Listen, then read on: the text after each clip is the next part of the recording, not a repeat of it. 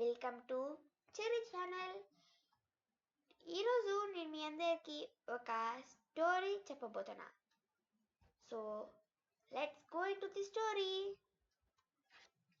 అనగనగా రామవరం అనే ఊరు ఉండేది. ఆ రామవరంలో ఒక రైతు ఉండేవాడు. ఆ రైతు పేరు రామయ్య. రామయ్య తన పొలం ఆధారంగానే డబ్బులు సంపాదించేవాడు. అతను రేయి పగులు అని చూడకుండా చాలా కష్టపడేవాడు. ఒకరోజు వాళ్ళ ఆవిడ లక్ష్మమ్మ ఒక మహర్షి గురించి చెప్తుంది. ఆయన ఏది చెప్పినా ముమ్మాటికి నిజమే అవుతుంది అని పక్కింటి ఆవిడ చెప్తుంది.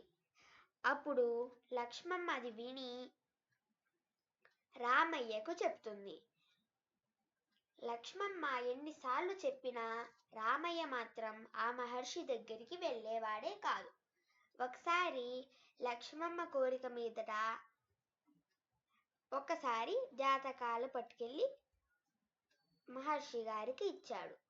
అప్పుడు మహర్షి తన జాతకం చూడగానే అతను రేపే చనిపోతాడని మహర్షికి తెలుస్తుంది.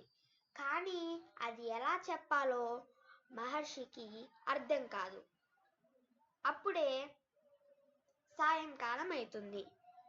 అప్పుడు మహర్షి సాయంత్రం అయితే జాతకాలు శాస్త్రాలు ఎవరికీ చెప్పకూడదు అని రామయ్యకు చెప్తాడు.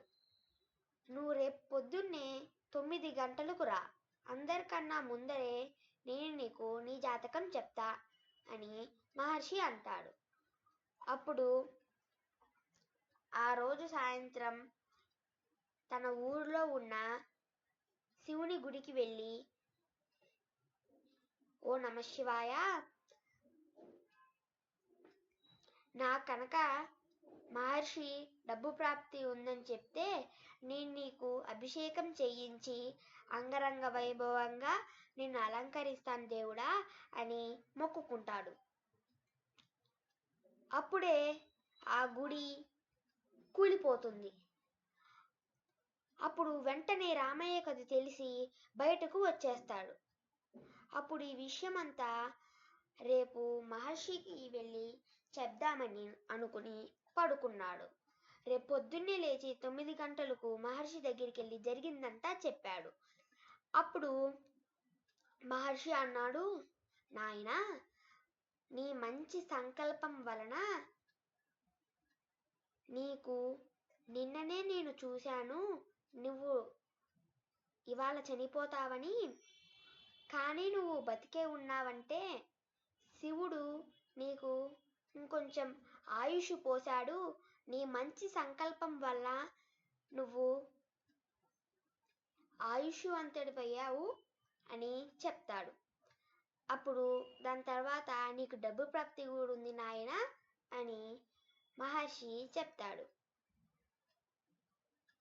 అప్పుడు రైతుకు డబ్బులు రాగానే వెంటనే మొదట శివునికి అభిషేకం చేయించి అంగరంగ వైభవంగా అలంకరిస్తాడు.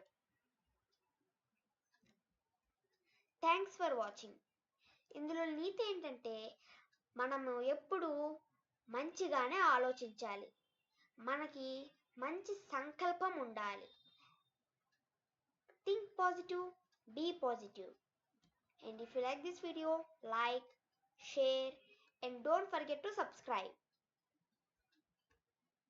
Stay tuned. Another video is coming soon. Bye.